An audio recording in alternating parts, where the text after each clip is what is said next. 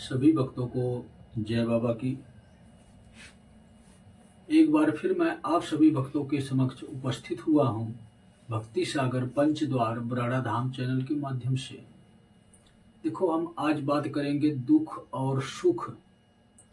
हमारे जीवन में दुख कब आता है और किन कारणों से आता है, और सुख कब आता है और सुख आने के बाद हम गलती क्या करते हैं कि दोबारा दुख आता है। हमारी जिंदगी के यही दो पहलू होते हैं, दुख और सुख। और अगर दुख ना हो तो सुख का महत्व हम नहीं समझते हैं, और सुख ना हो तो जिंदगी हमारी आसान नहीं होती है, मुसीबतों भरी होती है, अनेकों कठिनाइयाँ आती हैं। तो सबसे पहले हम बात करेंगे कि दुख किस कारणों से आता है, क्यों हमारे जीवन में दुख आता है। देखो, ऐसा है कि ये स्वयं परमपिता परमेश्वर ने दुख और सुख यही दो पहलू बनाए हैं हमारी जिंदगी के, हमारे जीवन का यही दो रहस्य होता है। सुख भी एक रहस्य है, दुख भी उसी तरह एक रहस्य। इसके बारे में हमें ना तो कोई सचेत करेगा, ना ही कभी कोई बताएगा कि हमारे जीवन में अब सुख आने वाला है और अब दुख आने वाला है। क्योंकि जो व्यक्ति ये देख लेता है कि हमारे जीवन में कब दुख आएगा कब सुख आएगा, वो स्वयं परमात्मा का एक अंश स्वरूप बन जाता है। मतलब ये कि वो कुछ भी कर सकता है, और जो कुछ भी कर सकता है वो कभी भी परमात्मा के बनाए हुए नियमों का उल्लंघन नहीं करेगा। इन्हीं कारणों से कोई भी ये व्यक्ति नहीं बताता है कि किसके जीवन में कब दुख आएगा और कब सुख आएगा। दुख आने के कारण क्या होते हैं, इस पर मैं चर्चा करना चाहता हूँ। ये आपको दिखाना चाहता हूँ कि आपके जीवन में दुख कब आता है। मान लो आपके जीवन में सुख चल रहा है।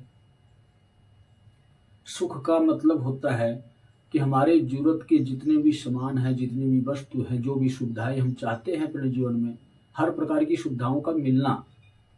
और कई बार तो ऐसा भी होता है कि उससे काफ़ी एक्स्ट्रा मात्रा में, काफ़ी ज़्यादा मात्रा में हमारे जीवन में उस सुविधा का उपयोग हमारे जीवन में होता है। जैसे कि कहते हैं कि हम बहुत अमीर हो चुके हैं, हमारे पास पैसे की कमी नहीं है। हमें स्वयं को पता नहीं है कि हमारे पास पैसे कहाँ कहाँ पर रखे हुए हैं और कितने पैसे रखे हुए हैं, स्वयं को नहीं पता होता है। हमारे नीचे जो कार्य करने वाले लोग होते हैं वो सारा हिसाब किताब बना कर देते हैं, तब हमें पता लगता है कि हमारे पास इतने पैसे हैं। इसको अमीर कहते हैं। लेकिन दुख आने के कारण क्या होते हैं, इसके अनेकों कारण होते हैं। छोटी छोटी गलतियां हमें दुख के दलदल में धकेलती हैं, वहां पहुंचाती हैं। सिर्फ छोटी छोटी गलतियां। और वो गलतियां कौन कौन सी होती हैं, किस प्रकार से हम दुख में प्रवेश करते हैं, कब हमारे जीवन से सुख छिन जाता है, हमें स्वयं को पता नहीं लगता है। सबसे पहले नंबर पर ये कि बहुत से ऐसे लोग हैं जो अमीर भी हैं और पूजा पाठ और भक्ति भी करते हैं, लेकिन उन्होंने कभी ये नहीं सोचा कि हमारे पास इतना रुपया पैसा धन दौलत आया है तो कहाँ से आया है। उनके मन में ये वहम चलता है कि ये तो पुश्तैनी अमीर हैं हम। पुश्तैनी अमीर का मतलब होता है खानदानी अमीर। 2-3 पीढ़ी से कोई अमीर चल रहा है, तो एक बार ऐसा भी समय आता है कि वही व्यक्ति गरीब हो जाता है। ऐसा क्यों होता है? क्यों नहीं आप संभाल पाते अपने पैसे को, अपने जो है इज्जत शोहरत को, क्यों नहीं संभाल पाते? इन्हीं बातों पर मैं चर्चा करने आया हूँ कि आपके जीवन में दुख आने का कारण क्या है। जो भी अमीर लोग होते हैं, सबसे पहली गलती वो ये करते हैं कि कहीं पर भी अपना सही तरीके से पैसा आप सही जगह उपयोग नहीं कर पाते हो। जब भी आप उपयोग करते हो तो अपने और बिजनेस को, अपने धंधे को, अपने फैक्ट्री को, अपने जो भी आपकी दुकानदारी है उसको बढ़ाने की कोशिश में लगे रहते हो। सिर्फ वहीं पर आप पैसा उपयोग में लाते हो, और वो आपके जीवन शैली से जुड़ी हुई कहानी है। आप अपना जीवन किस प्रकार जीना चाहते हो उससे जुड़ी हुई है। वो पैसा आप कमाया हुआ या पहले का रखा हुआ, चाहे पुश्तैनी अमीरी समझ लो आप, कहाँ आप खर्च करते हो? सिर्फ अपने ऊपर खर्च करते हो। लेकिन अगर कोई इस प्रकार का अमीर व्यक्ति है तो उसको कम से कम उस समय पर वो जितना आमदनी उसकी है 10% वैसे बनता है कि 10% वो कम से कम कहीं जो है कहीं भी लंगर भंडारा, किसी गरीब कन्या की शादी में, या असहाय लोगों की मदद करना, जरूरतमंद लोगों को भोजन करवाना, 10% पैसा यहाँ पर खर्च करना चाहिए। ये पहला स्टेप है। मेरा कहने का मतलब ये है कि अगर आप अमीर हो गए हैं, आपके पास पैसा हो गया है, कि आपको स्वयं को पता नहीं है कि मेरे पास कितना पैसा है। आपके पास जो नौकरी करने वाले लोग हैं वो आपको सारा ब्यौरा देते हैं कि आपके पास कितना पैसा है, सब हिसाब किताब दूसरों के हाथ में है आपका। तो आप अमीर हो, उन अमीरों में से हो जिसमें कहते हैं कि बहुत अमीर हैं। तो इस प्रकार के लोगों को कम से कम 10% ऐसी जगह पैसा लगाना चाहिए ताकि आपका कहीं से 2 नंबर का भी पैसा अगर आ गया है तो भी एक पुण्य के कार्य में लगे। आपको उस 2 नंबर के पैसे का कभी भी सजा ना मिले। 10% मैं इसलिए ही कह रहा हूं खर्च करने के लिए। लेकिन अनेकों फैक्ट्री के मालिक ऐसे भी हैं जो कि कभी 1 रुपए कहीं भी नहीं लगाते, और जहां लगाते हैं तो वहां जो करोड़ों के हिसाब से लगा देते हैं। और करोड़ों के हिसाब से लगाते कहां पर हैं वो? जैसे अनेकों कथावाचक हैं, अनेकों धर्मगुरु हैं, अनेकों दरबार लगाने वाले हैं। ये लोग ऐसी जगह पर पैसा लगाना पसंद करते हैं, दान देना पसंद करते हैं। लेकिन कोई भी सार्वजनिक मंदिर है वहां पर एक कमरा भी नहीं बनवाते हैं, एक धर्मशाला भी नहीं बनवाते हैं। तो आप भगवान को अपना पैसा नहीं दे रहे हो, आप तो किसी व्यक्ति के हवाले ये पैसा कर रहे हो जिसकी एक संस्था चल रही है। जो सार्वजनिक मंदिर हो, चाहे गांव का हो या शहर का हो या कोई शक्तिपीठ हो, आप वहां पर अपना पैसा लगाओ जिसका कोई मालिक ना हो। मालिक तो सिर्फ एक होता है और वो है भगवान, वो है हमारा आराध्य। तो आप वहां पर पैसा लगाने की बजाय आप पैसा खर्च करते हो, लेकिन गलत जगह गलत लोगों को हाथ में पैसा देते हो और वो अपने तरीके से इस्तेमाल करते हैं। इसीलिए अमीरों के लिए अगर आप अपना सुख रोकना चाहते हो, आप चाहते हो कि मैं इसी प्रकार सुखी रहूं, इसी प्रकार मेरे पास धन वैभव बढ़ा रहे हमेशा के लिए, सदा के लिए, तो इतना आप याद रखो कि कम से कम 10% आपको या तो गरीबों में दान पुण्य करें, किसी गरीब की शादी करवाएं, या किसी गरीब के घर में राशन डालें, या किसी को भोजन करवाएं, या किसी भी मंदिर में जो सार्वजनिक मंदिर हो उसमें आप भंडारा दें। इस प्रकार आपका 2 नंबर की भी कमाई वो 1 नंबर में कहलाएगी, क्योंकि आपने जो 2 नंबर में जो पैसे आप कमाया है आपने वो कहीं ना कहीं दान पुण्य कर दिए, लगा दिए। क्योंकि बिजनेस में आपको पता होगा कि बिना झूठ बोले कोई 1 रुपए नहीं कमा सकता है, और बिजनेस अनेकों प्रकार के होते हैं। तो बिजनेस का मतलब ही होता है झूठ, और आप झूठ नहीं बोलोगे तो पैसा नहीं कमा सकते हो। लेकिन झूठ के भी 2 तरीके होते हैं। एक झूठ होता है अपने फायदे के लिए, और एक झूठ वो भी होता है कि जो झूठ बोलकर हम किसी का नुकसान करवा दें। तो वैसा झूठ आप कभी ना बोलना। मैं आपसे यही विनती करता हूं और आपका आगे हाथ भी जोड़ता हूं कि आप कभी भी ऐसे झूठ का इस्तेमाल अपने जीवन में ना करो कि जिससे किसी का नुकसान हो जाए, क्योंकि इस झूठ की सजा मिलती है, माफी नहीं होती है। उसी झूठ की सिर्फ माफी होगी जिससे किसी का नुकसान नहीं होता है। वो झूठ स्वयं परमपिता परमेश्वर माफ कर देते हैं। ये तो मैंने कहानी आपको बताई अमीरों की, जो कि ये सत्य है, स्वयं शिव का संकेत है। इस कलयुग में जो इस प्रक्रिया से अपना जीवन व्यतीत करेगा, जो जिसके पास धन वैभव है, जो अमीर है, जो संपन्न है, जिसके नीचे नौकर चाकर काम कर रहे हैं, तो वो कभी गरीब नहीं होने का। बहुत बड़ा मंत्र दे रहा हूं आप लोगों को। सिर्फ आपको याद क्या रखना है कि कभी भी किसी व्यक्ति के हवाले अपनी आमदनी, अपनी दान की राशि ना करें। जब भी करें, सार्वजनिक मंदिर में आप दान करें।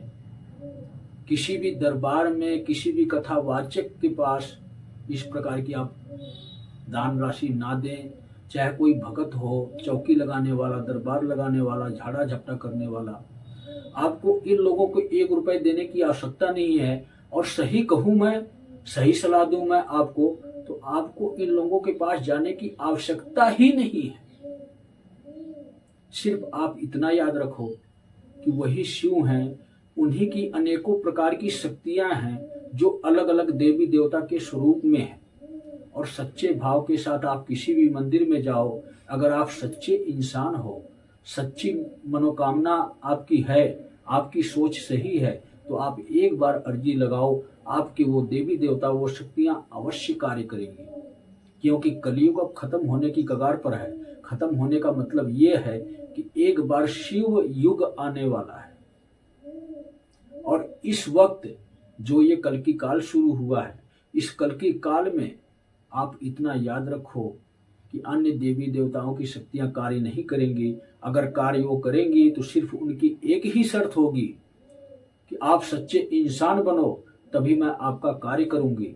वरना किसी भी 2 नंबर का काम करने वाले व्यक्ति का, किसी का बुरा सोचने वाले व्यक्ति का, जो लोग स्वार्थी हैं, उनका दैविक शक्तियां 1% भी कार्य नहीं करेंगी, चाहे आप जगन्नाथपुरी मंदिर में ही क्यों ना पहुंच जाओ। तो अब हम बात करते हैं कि जो लोग गरीब होते हैं या मीडियम क्लास के लोग हैं, उनके जीवन में दुख क्यों आता है और कैसे आता है। देखो, गरीब लोगों में से ही भगवान का चुनाव भी होता है। उसी प्रकार का व्यक्ति मैं भी हूँ। मैं भी एक गरीब इंसान था और आज थोड़ा मतलब ठीक है परिस्थिति मेरी। लेकिन गरीब लोग क्या गलती करते हैं, उनके पास सुविधा एक तो नहीं होती है। पहले उनके घर में बहुत तंगी चलती होती है, भगवान की पूजा पाठ भक्ति भी सही तरीके से नहीं कर पाते हैं। और दूसरी बात ये कि छोटी छोटी गलतियां वो भी करते हैं, अनेकों गलतियां करते हैं, अपने घर में रहते हुए भी गलतियां करते हैं। घर में रहते हुए का मतलब ये कि दारू शराब का सेवन शुरू हो जाता है उनका, घर में चिकन मांस का बनना शुरू हो जाता है। इस प्रकार से ऐसी अनेकों गलतियां करते हैं जिससे वो अपने दुख में से बाहर नहीं निकल पाते हैं। उनके जीवन में सुख आता ही नहीं है। और ये कर्मों के अनुसार ही दुख सुख इंसान को मिलते हैं। आपने जैसा कर्म किया है और कर्म करने के बाद जो आपको सजा मिली है, जो आपके जीवन में दुख आया है, इसका क्या कारण है। अब ये जानने के लिए आपको थोड़ा सा पिछले जन्म की तरफ जाना पड़ेगा, जो आपका पिछला जन्म हुआ होता है। क्योंकि किसी भी व्यक्ति को ये नहीं पता होता है कि हमने पिछले जन्म में क्या कर्म किए थे। अगर ये किसी व्यक्ति को पता लग जाए कि हमारा पिछला जन्म कैसा था, उसमें हमने क्या कर्म किए थे, तो इतना आप याद रखो कि एक तो आप इस जीवन में भी दुखी हो, परेशान हो। लेकिन अगर आपको ये पता लग जाए, कोई भी व्यक्ति आपको ये बता दे कि आपने पिछले जन्म में ये अधर्म किया, ये पाप किया, इतने लोगों की हत्या की, इतने लोगों के प्राण ले लिए हो आप, जिसका मांस आप खाए हो, तो आप कितने बड़े दोषी हुए। और सबसे बड़ी बात तो ये कि आपने किसी का मन दुखाकर, किसी की आत्मा को ठेस पहुंचाकर पैसे कमाए या अमीर बने। इसको कहते हैं लूटना, कि सामने वाले व्यक्ति को धोखे से उसकी प्रॉपर्टी जब्त कर लेना, या जायदाद के हिस्से में जो बंटवारा हो रहा है आपके परिवार में, छल कपट से एक भाई को निचले स्तर पर गिरा देना, उसके हिस्से की प्रॉपर्टी जब्त कर लेना। ये अनेकों कारण होते हैं। अगर आपको अपनी ही सच्चाई पिछले जन्म की आपको दिखा दी जाए, तो इस जन्म में आप पहले ही बहुत पीड़ित हो, बहुत दुख भरी जिंदगी जी रहे हो। और अगर आपको ये पता लग जाए कि हमने ये कर्म किए हैं और इसकी ये सजा है, इस जीवन में मेरे साथ ये होने वाला है, मतलब ये कि ये दुर्घटना मेरे साथ होगी, ये एक्सीडेंट होगा, मेरे साथ ये भूत प्रेत लगेगा, मैं अचानक बीमार पड़ जाऊंगा, हॉस्पिटल पहुंच जाऊंगा, इतने पैसे मेरे ऊपर लगेंगे। तो लगभग समझ लो, अगर आपको 5-10 लाख का खर्चा आपके जीवन का दिख जाए और इसके बाद भी आपके प्राण ना बचे, आपकी मृत्यु हो जाए किसी कारणवश, चाहे कारण कोई सा भी हो, चाहे अटैक की प्रॉब्लम हो, चाहे एक्सीडेंटली कोई दुर्घटना हो, चाहे बीमार होकर आपकी मृत्यु होने वाली हो, चाहे भूत प्रेत की वजह से मृत्यु होने वाली हो, जो पिछले जन्मों के आपके कर्म हैं उस हिसाब से आपको ये सारा कुछ दिखा दिया जाए कि इस जन्म में आपको ये सजा मिलेगी, तो आप क्या करोगे? आपका जीवन कठिनाइयों भरा पहले से ही है, पहले से भी आप दुखी हो, लेकिन अगर इसके बावजूद आपको ये सब दिख जाए तो आपके मन में यही सोच आएगी कि मुझे जीने का कोई अधिकार नहीं है, मैं इतना बड़ा पापी था और मेरे साथ ये होने वाला है। पहले ही आप गरीब हो, आप टेंशन में पड़ जाओगे कि कहां से मैं इतना पैसा ले आऊंगा, कैसे क्या करूंगा, मेरे बच्चे परेशान हो जाएंगे मुझे लेकर। तो आपका यही फैसला होगा कि मुझे जीने का अधिकार नहीं है और आप कोशिश करोगे कि मैं अपने प्राण त्याग दूं। और जब आप प्राण त्याग दोगे तो आपके आत्मा की कभी मुक्ति नहीं होगी। अपने आप को आप स्वयं मृत्यु के दलदल में भेजते हो, तो आप इतना समझ लो कि आपकी आत्मा हमेशा भटकती रहेगी और एक समय ऐसा आएगा कि ऐसे प्रेतों के साथ वो शामिल हो जाएगी जहां पर मुक्ति का मार्ग बिल्कुल भी बंद हो जाता है। और वो आत्माएं फिर एक दूसरे को, लोगों को, इंसानों को परेशान करती हैं, दुखी करती हैं और वो सजा का पात्र बढ़ती जाती हैं, बनती जाती हैं, जिससे और मुक्ति उनका होना असंभव हो जाता है। आत्माओं की मुक्ति तब तक ही संभव होती है जब तक किसी दूसरे प्रेत के संपर्क में नहीं आती हैं या किसी तांत्रिक के संपर्क में नहीं आती हैं। जब तक आत्मा आजाद है तब तक मुक्ति की संभावना होती है। और आत्मा आजाद तब होती है जब हमारे घर के पितर देव बचे होते हैं। मतलब बचने का मतलब ये कि किसी तांत्रिक ने उनको अपने कब्जे में नहीं लिया है या किसी मंत्र की प्रक्रिया के द्वारा अपने घर के पितर को उसने कहीं पर बधवाया नहीं है, बिठाया नहीं है।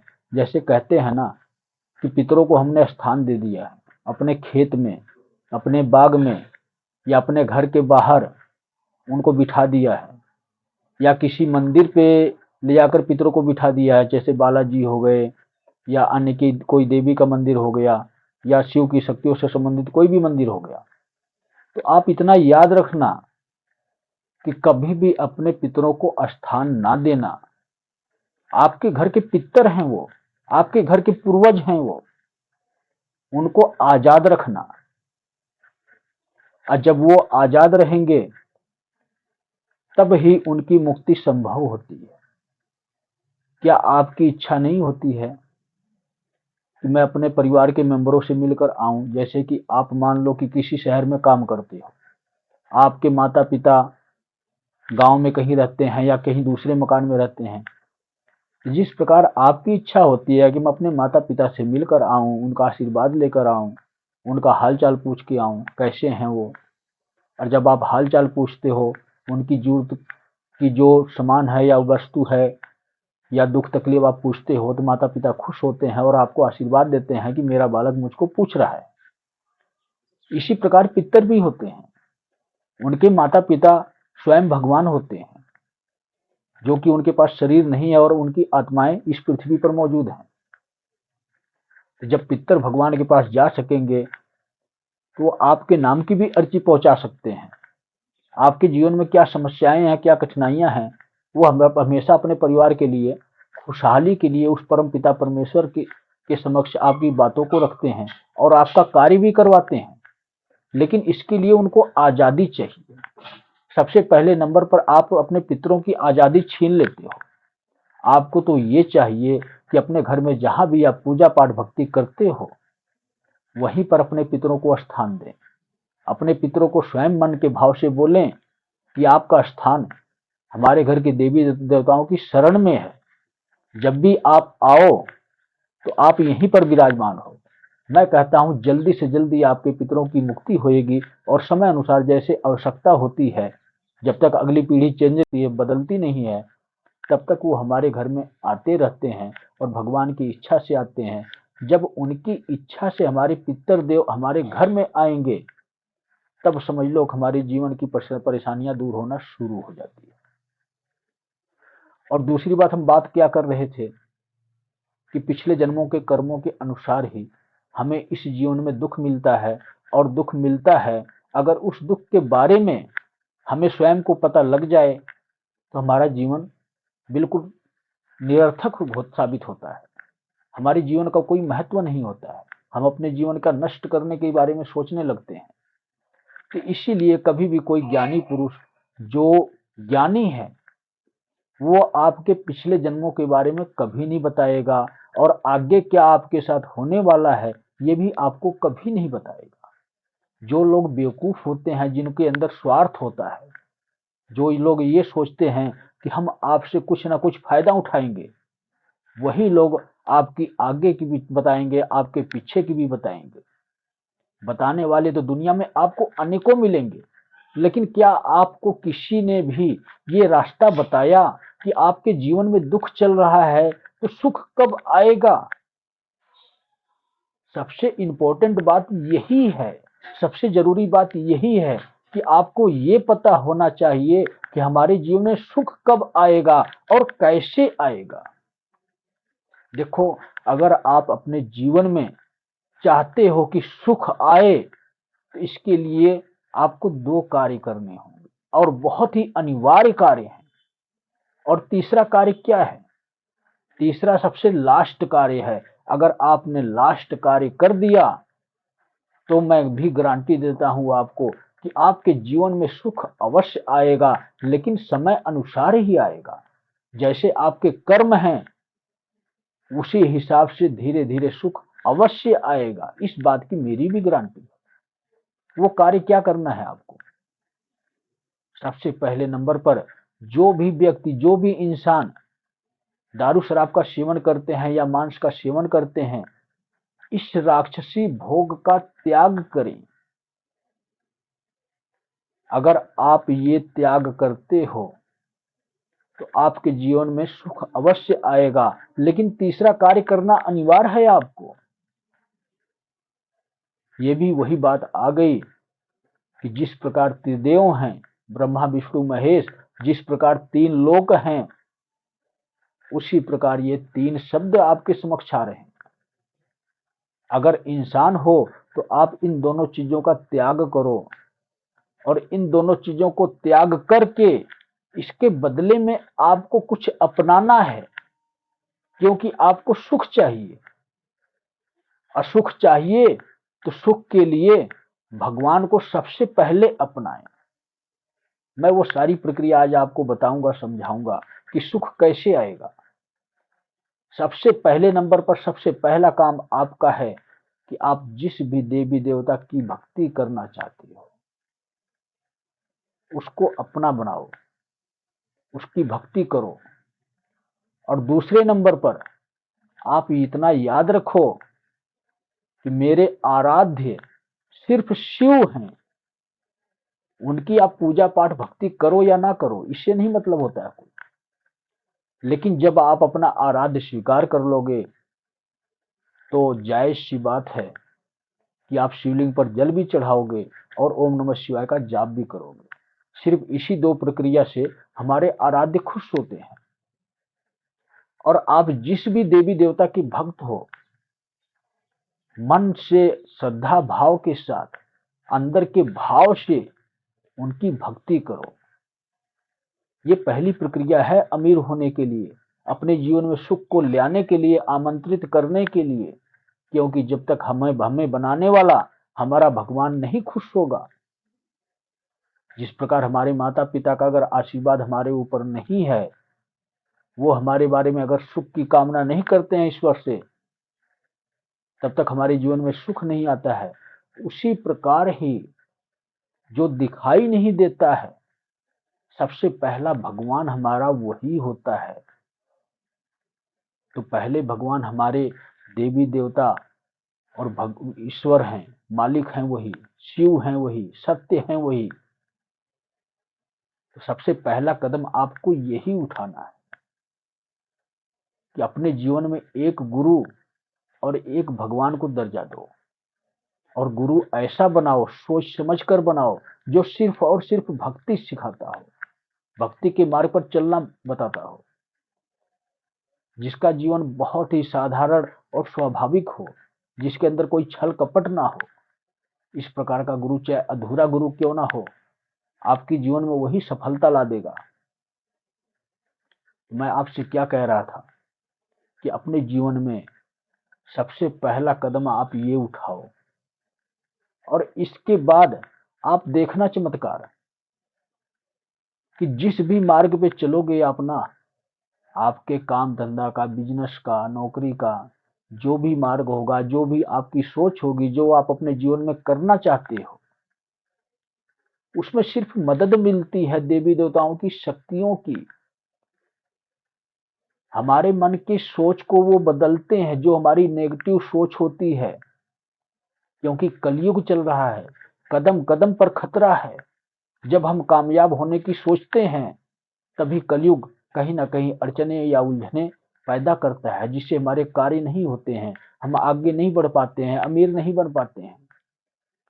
और जब अमीर बन भी जाते हैं, तो इसके बाद भी कलयुग पीछा हमारा नहीं छोड़ता है, कहीं ना कहीं हमसे गलतियां करवाता है, कहीं ना कहीं हम नुकसान उठाते हैं। लेकिन अगर हम भगवान की भक्ति करते रहते हैं, तो सफल होते चले जाते हैं।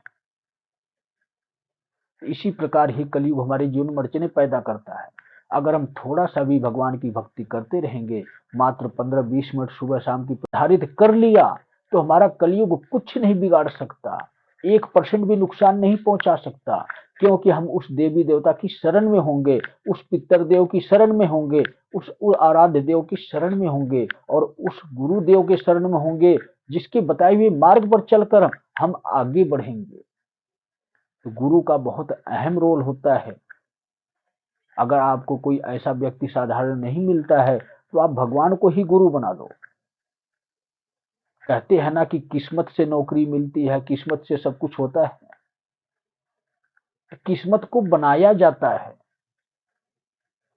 और डबल फायदे आपके हो रहे हैं, दो फायदे हो रहे हैं भक्ति करने से।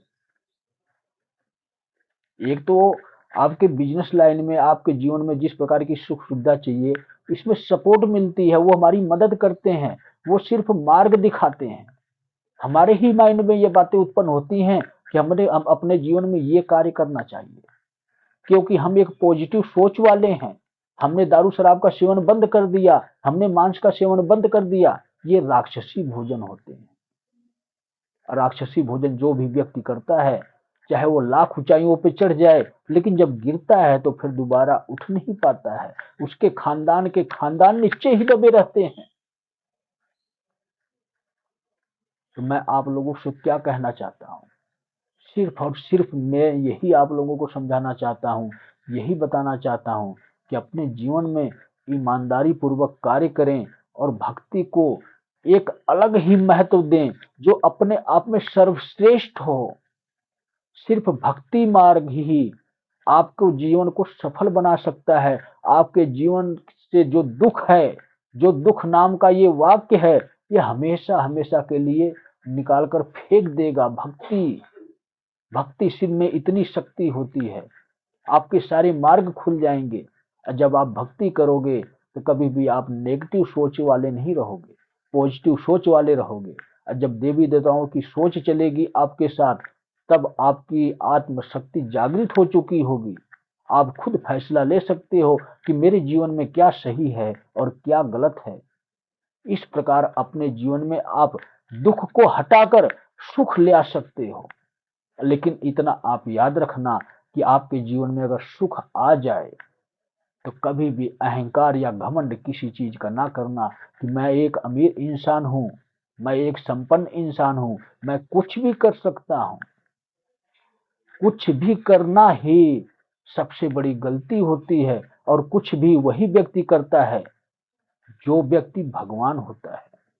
हमेशा भगवान ही कुछ भी करते हैं। किसी इंसान के बस की बात नहीं है कि वो कुछ भी कर सकता है। इंसान सिर्फ वही कर सकता है जो इसके उसके जीवन में काम आए। तो मैं यही कामना करूंगा कि आप अमीर होने के बाद भी कभी भी कोई अहंकार या घमंड ना करें और परमात्मा के दिखाए हुए रास्ते पर चलते हुए अपने जीवन को व्यतीत करें। तो सभी भक्तों को जय बाबा की।